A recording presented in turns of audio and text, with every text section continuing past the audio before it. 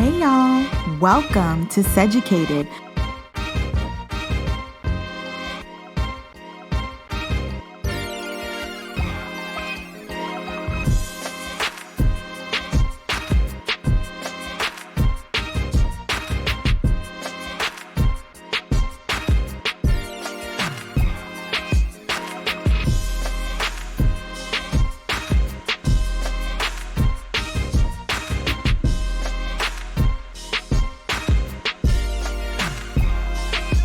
Welcome to another episode of SEGUCATED. We have a special guest with us today. We have Bayo Adio, and he is the owner and founder of AdioFit, based in Manhattan, Kansas, but serving globally, right? Yep. I have a client in Belgium. See, that's amazing. So today we're going to jump into just talking about his business, how he's been able to pivot his business during this pandemic that we're all going through right now, and even how he's been able to help other gyms and other fitness brand owners in helping them to pivot during this time as well. So welcome to the show, Bayo. How are you doing today? Doing good. Thank you for having me. I'm excited. I'm doing great. I'm blessed. Yes, I'm blessed too. Today, we'll be able to just talk about some positivity when it comes to being a business owner in this time period. I mean, what a time to be a business owner and Yep. a small business owner. And so, Bayo, can you tell our listeners just a little bit about Audio Fitness and what you guys do? Okay. Yeah, sure. So AdioFit is a group personal training business. And our niche is very, very focused on like the busy professional, the busy moms. So we have clients that are like doctors, lawyers, professors, as case study business owners, entrepreneurs. So people like 35 to like 60.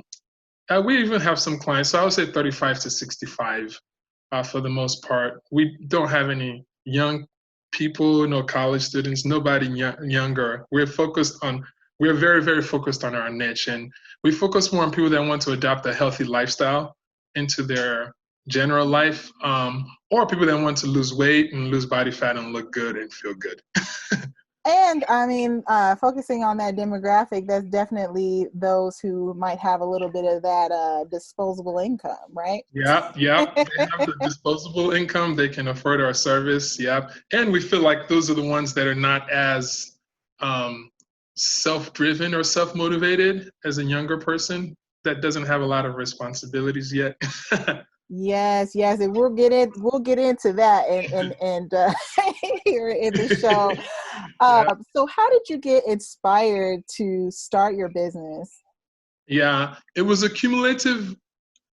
lot of different things that inspired me to start it, but I would say one stands out to me. And I think the main one was that um, where I was working at the time, one of my coworkers wanted to like lose weight, and I helped her lose like maybe 30 pounds or something like that. But for me, it was the transformation that she went through that was beyond just the weight loss. That really, really inspired me. So like she stopped drinking, she stopped smoking, like her anti-depression medication and anti-anxiety medications, and her relationship with her friends at work, her attitude, her relationship with her kids, like knowing that just changing what you eat and moving can like make that drastic of an effect with someone is what inspired me to want to do more of it. So it started with her, and then people saw her transformation, and then it started with two or three people, and then it just multiplied. And that's kind of what eventually led me to opening up a gym. I started out subleasing and then I ended up opening up a gym. It was actually one of my clients who encouraged me to be like, you know what? You can probably, a lot of people need this. So that's kind of how we started. That's dope because it shows that you were literally like called to do this, like you have a passion for it. It wasn't like some get rich quick kind of thing. It was literally you transforming people's lives around you, and then being able to take that to a larger scale and help more people. Oh yeah, it's definitely a passion because I am I am what you would call multi-talented.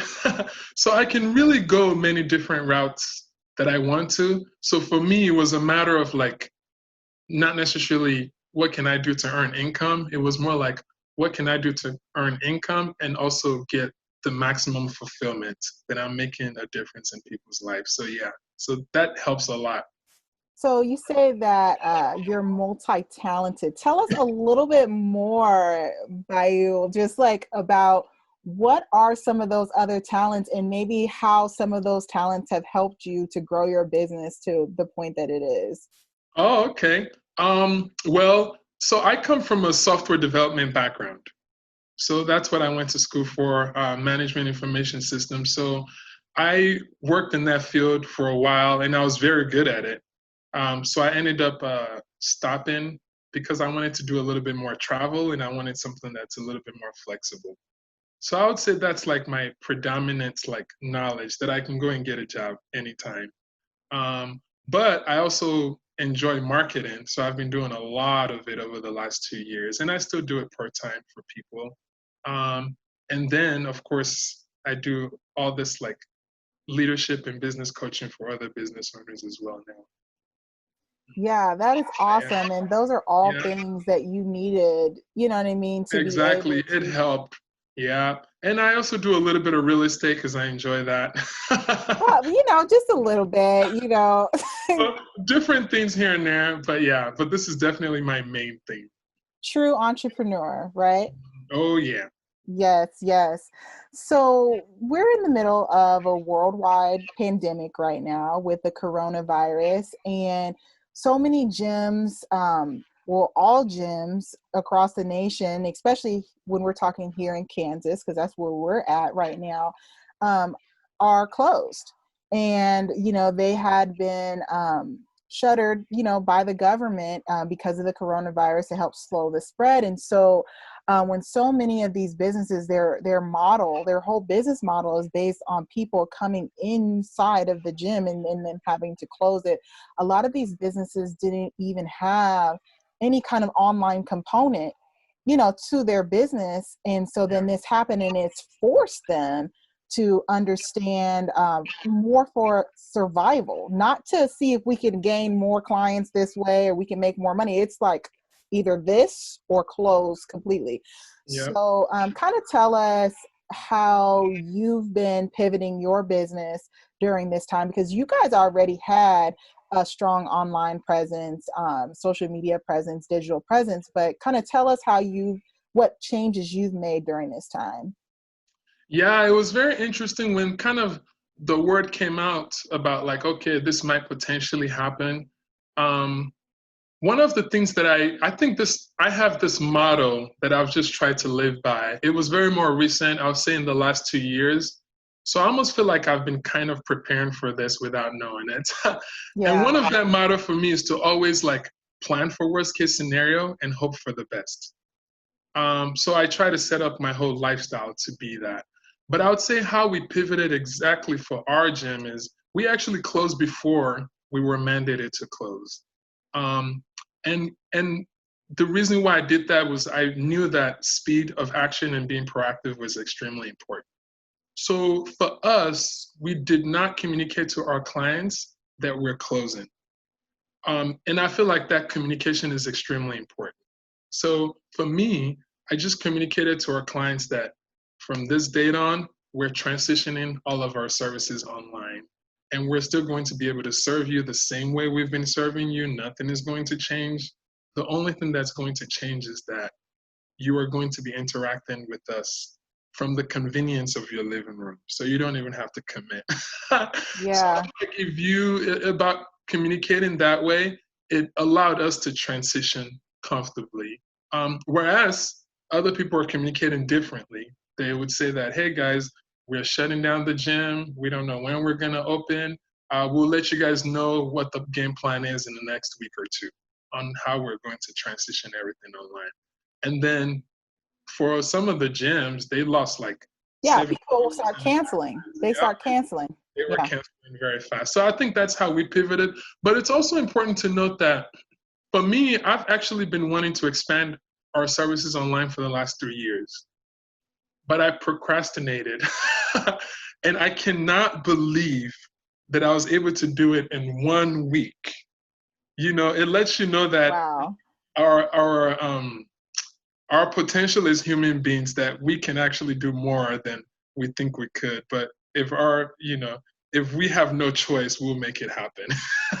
Yeah, that is totally true. That's totally true. And so, like, what are some of those key things that you did during that week where you flipped it upside down and went from coming into the gym to all online?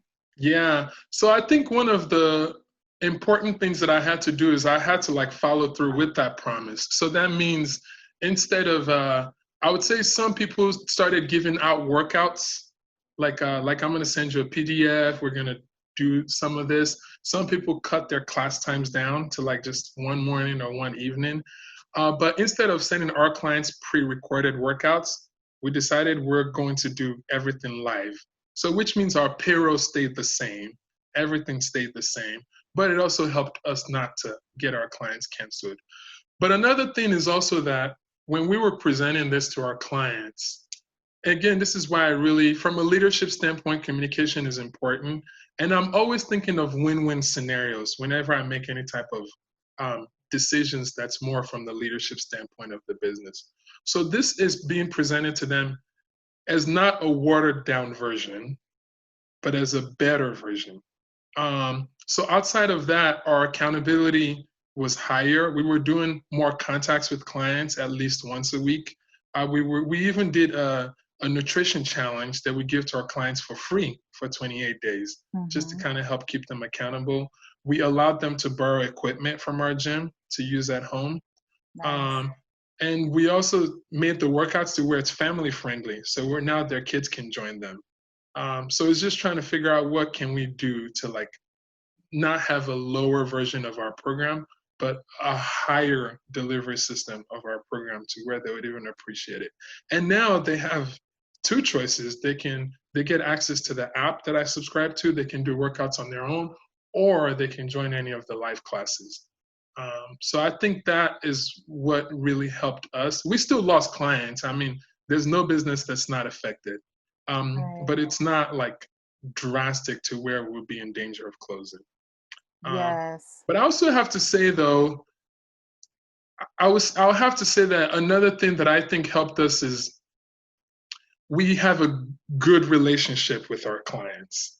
So I would say that probably is the biggest one because some of them are not as active, and maybe it's just the community of Manhattan, but they decided not to cancel their membership anyways because they wanted to like support us. So I think that is a little bit of combination of both. Yeah, yeah. Well, that's awesome. I mean, just being able to kind of share some of that insight, because that you were already wanting to transition fully online for the past 3 years anyway. So this kind of gave you a little kick in the pants to, fully transition. Yeah, it did. Yeah, we give our clients two options. One is to use the app, and one is to kind of come and kind of transition where we do live classes in person. That week in itself, I think I shot like over 200 exercises. Wow. Yeah. So I think, yeah, it just lets you know how much we procrastinate on some things. But it was a priority. So then it was like, all right, well, I'm going to get it done. I think we've seen that in a lot of our business clients that we work with, ideas and things that we had talked about that were maybe a little bit on the back burner because of, business, going as regular. Exactly. And this happened and it's like, okay, remember all that stuff? Let's speed that. Let's speed all of that now. So I guess it's safe to say that the fitness industry is probably changed forever because of this. Can you talk a little bit about that as a fitness expert? Yeah, it's changed very drastically, but we're yet to see how. So I would say I have to say that I think I am in one of the lucky industries because I think that we at least have the ability to pivot online, even though a lot of gyms closed, but we at least have that option. And I think that uh, online training has been going on for a long time. So it's a little bit of a matured market. Even though people locally are not used to it, they don't love it, they don't like it, but it's already happening. So I'll say that was very helpful. Now, what we're anticipating changing for the fitness industry is that this whole online and in-person training might actually be with us for a long time. So that's one prediction. Another prediction is maybe there's not going to be group training anymore. Maybe it's going to, maybe small, semi-private training or personal training is going to be the future long term for like people that have studios. So I think we're yet to find out.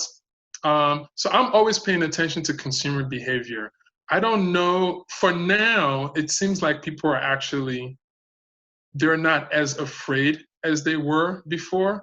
A lot of it is because we've studied this COVID-19 for like the last 3 months. So we've gathered enough data to know like what the risk level is, who it affects, and all of that stuff. So I think maybe people might actually be okay coming back. But some people, I think, they're going to be online for a long time. Yeah. So I think it might have shifted, but I think it would affect. What happens is there's a lot more big box gyms. The big box gyms, I think, and there's a lot of people entering the space now. So like, for example, I'm in Manhattan and I'm getting ads online from people in Chicago, California, New York that are promoting online training. So I think it's going to get a lot more competitive. Yeah, I hear you, because now you can access anyone digitally. Yeah, You don't have exactly. to be around the corner. So yeah, I didn't think about that for the fitness industry, but yeah, that's definitely a. Oh yeah, and then like P90X and Beachbody, all of these. Peloton. Yeah, Peloton and Zumba, they're also like stepping up drastically to make sure that they're getting a piece of that market share of the people that are falling out of the gym. So I don't know. I think it's going to be interesting on what the consumer decides long term. I don't think people know yet, but I think what I'm forecasting is going to be a combination of online and in person that local gyms would have to adapt to. I gotcha. So that kind of leads us to our next topic of just talking about social media and just the importance of using social media to connect and engage with your audience. And AdioFit has always used social media. You've been ahead of the game, especially here locally when it comes to running ads on Facebook and running them effectively in a way where you're actually capturing, those leads and converting those leads and having an actual funnel. And so, whereas there are, a lot of small businesses, local businesses still trying to figure that out, not really understanding the difference between even boosting a post versus an actual ad. And then let's not even get into like sales funnels, right?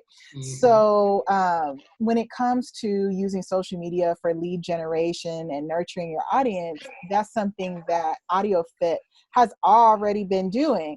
So tell us just a little bit about like what's some of your tips that you would have for local businesses that are now needing to utilize social media in a bigger way versus just depending on the word of mouth. Yeah, we've used social media, wow, even for like the last 4 or 5 years. My business is pretty much built on that.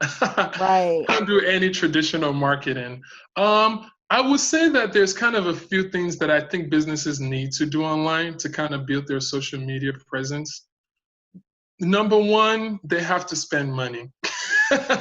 And what I mean by that is if you focus on just posting on your business page and expecting it to like reach the people in your community, it's not going to go that far. So you have to budget some money for marketing. And the other thing that I would like to mention is marketing is not the same thing as sales. So they're a little bit different. Yes. So I think you don't have to feel like the only content you post is to sell something. You can share like a testimonials of your clients. You can share what you're doing. And quite frankly, you can even give a lot of value through your social media. And you should. Yeah. Mm-hmm. And I think we focus a lot on that. We also are aware that some people come to Facebook for socialization or to laugh. So we even entertain them on our page as well. Mm-hmm. So yeah, and then occasionally we'll put like an ad out there, and we need to do that a little bit more often. But then when people see our ad, we're not a stranger to them. They are used to like seeing us constantly on social media, and I would say that's what makes our marketing a little bit more effective because we're not strangers to them. So what are some, if you was to kind of point out any of your Facebook ads or social media tactics that have been, successful during this particular time, when Yeah, we're dealing with COVID, and stay-at-home orders and things, because a lot of advertisers and marketers, communicators are hesitant even in businesses to run ads right now, even yeah, though we are seeing that Facebook is actually rewarding people a little bit more for running ads right now, because you got so many big businesses, multi-million, hmm, billion, huge businesses that have pulled their advertising dollars from Facebook to be a little bit more conservative right now. And so yeah, that opens it up a little bit. So like, tell us like something that you've done during these past few weeks or several weeks actually that has yeah. been successful when it comes to your social media marketing. Yeah, that makes sense. So when this pandemic happens, I've been through different moments in my life where I've had to start from scratch, kind of. So I'm used to this. It's almost like my jam. Uh-huh. But one thing that I always look for every time something chaotic happens is what are the opportunities in this moment right now?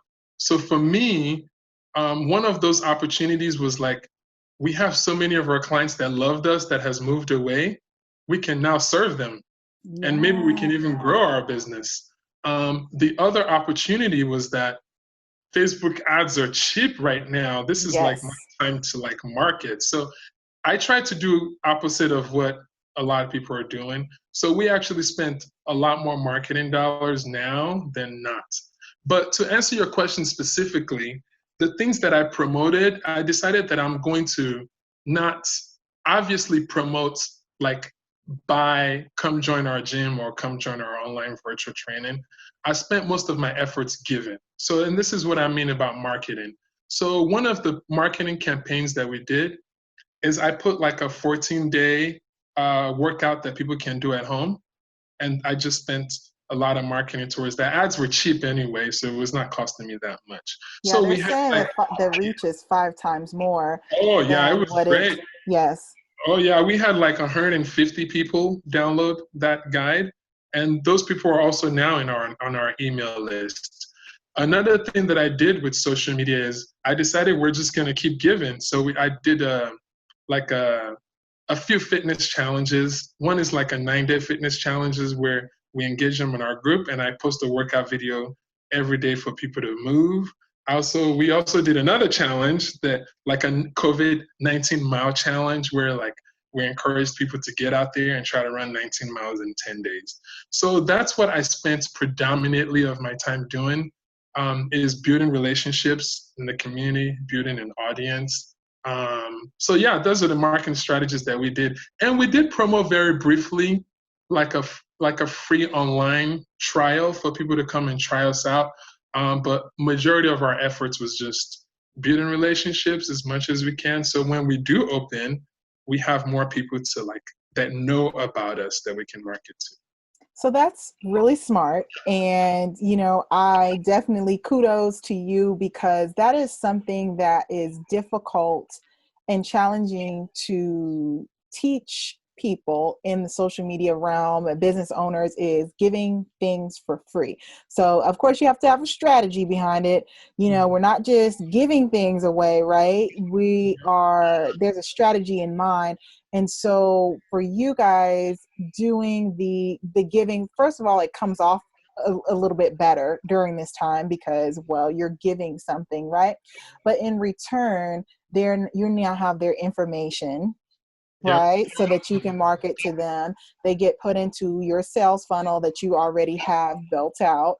Mm. And, if you were to kind of just guess, what is your like conversion rate that you're, kind of looking at when it comes to, because I know you guys are still, it's happening right now as we're talking, but what is like that return for you guys for giving that content and that value for technically for free? It's really in exchange to get their information, right? Right. What is that return for you that you're putting in, giving them this, and what are you getting out of it? Yeah, we don't know yet. So I think when I talk to the other business owners that I work with, the intent is extremely important. So like our goal is not actually to get anything from it now, but we're going to find out what the return is, if anything comes out of it when we open back up. So I think the difference in the way that I'm operating is really short-term thinking versus long-term thinking. So for me, I'm thinking a little bit more long term. So that's why I'm not worried about the return on those promotions right now. And so we don't know yet is the answer. And it's But brand awareness. It's yeah, brand awareness too, because when things open back up and people are thinking, about, okay, what gym am I going to go to and whatnot, you want to be top of mind, exactly. during this time. Yep. And I think that's one thing that has served us well. We've always been about building relationships in the community, whether we get something back or not. Also, even during this time, we raised money. So like we raised like $1,300 for like other local businesses and mutual aid, people that needed help in the community. Just through by our Sweating for a Cause workout program that we do, which was another promotion that we did. Or we did a challenge that we started, and 100% of those proceeds went to like 100% went to like the local organization. So I think you're spot on. It's like we're doing what we've always done, which is like engaging and interacting with the community, and we are always taken care of at some point, whether indirectly or directly. People know who Yeah. we are. Yeah, totally, totally. Well, that's awesome. And just like a great example to be able to show other businesses how you don't have to totally shut down, you know what I mean, your social media during this time. Actually, you should ramp it up, Yeah, but I think. strategically.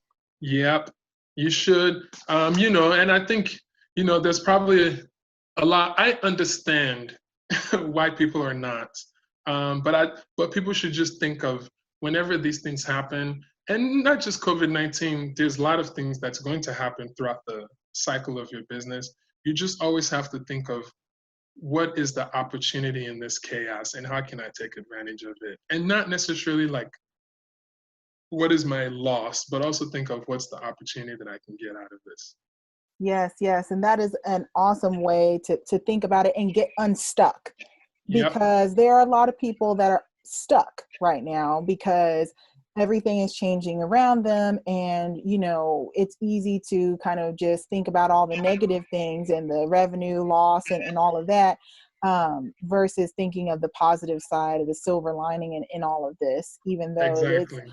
a terrible situation. But It's very hard. Yeah, it's very hard. I would say probably the biggest decision is, the biggest thought process with running a business is being comfortable to change the way you're doing things. And I think that's where when people are stuck, that's usually what's happening, is that they they're they've focused so much energy on building this theme to work this way, but now they have to change the way they're doing it, and they don't want to do that. So I think that's what gets most people stuck.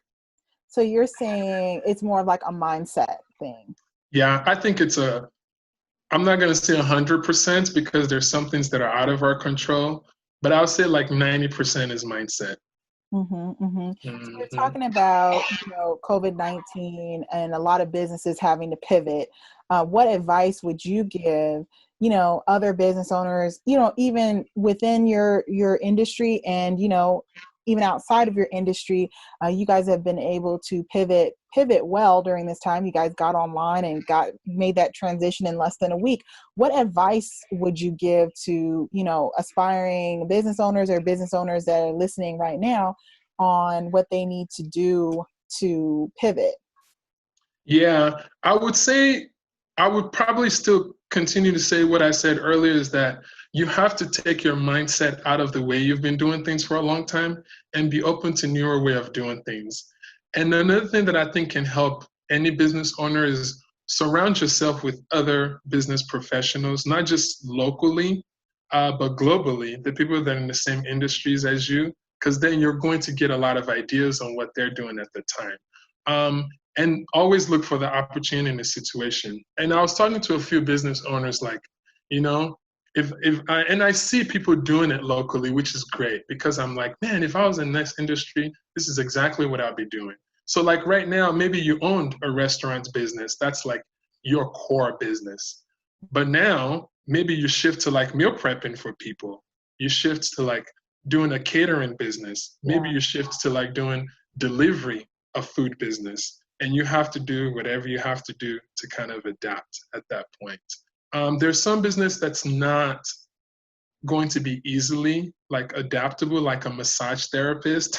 Those Yeah, type of business, then you focus on just building as much of your audience as you possibly can right now, and then just hope for the best. But don't be inactive, is what I'll tell people. Do something. right. Always be doing something. For Mhm. sure. Like, even if it's just, showing up, and that's important, on social media, is just showing up for your audience and Yep. letting them know that, hey, I'm a real person too, and Mhm. being authentic with them so that you can connect, because it's tough for everybody right now, you know. Yep. It's very hard. Hmm. Hmm. Yeah, I agree.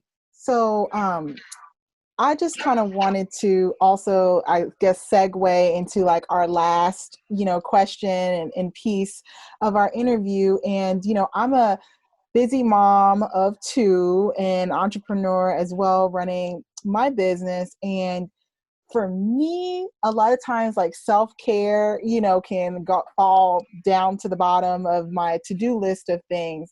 And so with you said your target demographic is, these busy professionals, people that are in their career, people that have families and kids. What advice would you have, as a fitness expert, to someone like myself, a busy entrepreneur, on why they should prioritize their health and why they should, especially during this time, be taking time to, take care of themselves when it comes to working out and their fitness and wellness? Yeah. I would say the biggest thing that I can tell anybody that's busy right now is that you're going to perform a lot better in everything that you're doing right now if you apply a little bit more self-care in your life.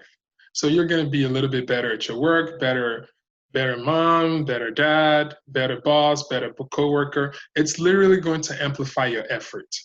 But I think so. I think if people look at it that way, you're not going to look at it as an option. It's more like I have no choice but to take care of myself, or I won't be able to do all of these things in an optimal way. You'll be able to do it, but you're going to do it a little bit more overwhelmed, less, with a little bit more friction.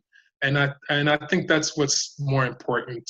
So for me, my involvement with fitness when I was younger, I was doing it to kind of look good, or I was doing it extremely like I need to like lose weight or summer is coming up. But I didn't quite understand even how some of my clients were able to like maintain their fitness level consistently. And I feel bad because I'm the trainer and I'm not as consistent. But as I like had a daughter, as I started a family, as I started all this businesses and all of this stuff, my mental health, I was always overwhelmed or tired and always running. So for me, it's more like I actually use exercise for stress management to keep me going, to be able to do all these things that I do every day. So I think if people look at it as a tool to perform better, I think people understand. People will be a little bit more open to it. Now, it's not easy. um, Right? You can't yeah, just take a pill and go on. exactly. So I think it has to be looked at as a priority, Hmm. like over everything else. And I think what happens is a lot of time we have this guilt that we're spending so much time doing this when we can be doing so much other things. And I'll Yes. say you shouldn't feel guilty. You are actually doing everybody else a favor by taking care of yourself because you're going to be happier and you're going to be working more efficiently. So yeah. Yeah, yeah. And I mean, you see, business owners in their 50s and 60s, from doing all that running without the self-care. And now they've got, sickness and things that literally could have been preventable. You know what I mean? And now it's stopping you from running, like stops you dead in your tracks. Exactly. Like I was reading this research again the other day. I think it was the British Journal of Medicine. I always have to look at credible research because I'm dealing with people's health. Yes. But they did this research on the people that worked out 4 to 5 times a week and the people that worked out like 0 or 1 times a week. Yeah, that'd be me. And I think what I was trying to preach to my clients is like, well, like our leadership government-wise in our health departments, they're doing a fantastic job of telling us what to do to prevent getting coronavirus, to stop the spread, to flatten the curve, like washing the hands, social distancing. But no one is talking about like, if you do get it, what is the best way? How do you put yourself in a lower risk for you developing severe symptoms? So this research was saying that if you worked out 4 to 5 times a week, you have 46% like fewer days, fewer time that you're going to be kind of cooped up with this, like dealing with this. And then like your symptoms is like drastically like lesser and shorter than the person that's not as active. So I think even that for me is like, man, even if you're like, like you don't look big or you don't feel like you're very unhealthy, the exercise component is extremely important just for disease prevention if we're not worried about like how we look. Yeah. So I think that in itself is a big deal. Probably why when people look at COVID-19, like the Black community is like the most vulnerable community, not to COVID-19, to any disease. Right. Like heart disease, we're like up there. Everything, we're up there. Yeah. It's because of lifestyle. Our lifestyle. Yeah. So, and I think, and COVID-19 is showing that more of that. But like heart disease, 650,000 people roughly a year die from that, from cardiovascular disease, and 17 million people a year. Can you believe that?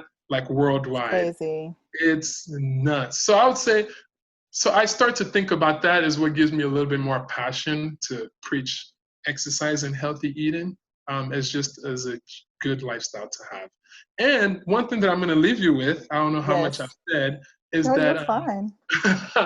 is that as people are wanting to take this lifestyle and kind of incorporate it, they should just think that consistency is better than intensity. So you're better off going for a 5-minute walk every day or doing like something quick, 10 minutes, rather than going hard for like an hour or 2 hours once a week. And I think, it's about developing that habit. And a book that I'm reading is Atomic Habits. Have you heard of it? No, I have to check it out. Oh, it's amazing. It's about like combining habits with the things that you're already doing. Okay. So that means, to kind of give like a drastic example, it would be like if you're already like watching TV for like 30 minutes or an hour a night, you might as well enjoy that TV and do like a 10-minute workout while you're watching TV. Right. Or like get on the bike, Or get on the bike, do something. Or maybe you want to read like your mission statement or affirmations every morning. Maybe you're going to brush your teeth every morning anyways. So you might as well put it by the glass and then brush and then read it while you're brushing your teeth. And so what is that book called again? Atomic Habits. Okay. Yeah, I'll definitely check it out. Oh yeah, it's fantastic. So yeah, so that's what I would say. Well, that's awesome, Bayo. I think that you were able to give us a lot of great insight and tips and just a lot of positivity around, what are the things that we should be thinking about as business owners right now as we're pivoting, and, staying positive during this time and staying fit, right, and healthy, and how that will help us as well. And so I definitely appreciate you taking the time to chat with us. And is there anything else that you want to share? The only thing that comes to mind, if I was to leave everybody with something, and this is beyond business, is at this point to just focus on what they can control and maximize the heck out of that. That's it. For sure, for sure. Well, thank you, Bayo, for your Thank you so time. much for having me. Yes, you're welcome. Until next time. All right. See you. Okay.